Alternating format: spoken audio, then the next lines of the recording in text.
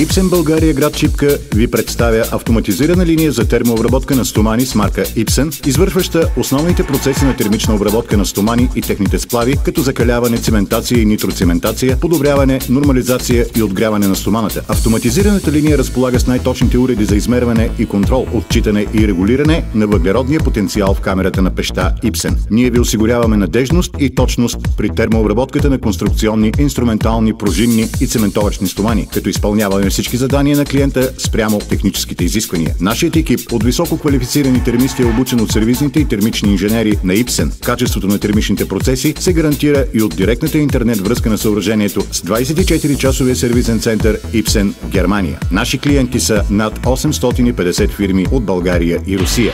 Ipsen България, град Шипка, западна зона номер 1 до бензиностанция Шипченски проход. Телефон 65315 с код 0431 и мобилен 0885 36 79 02.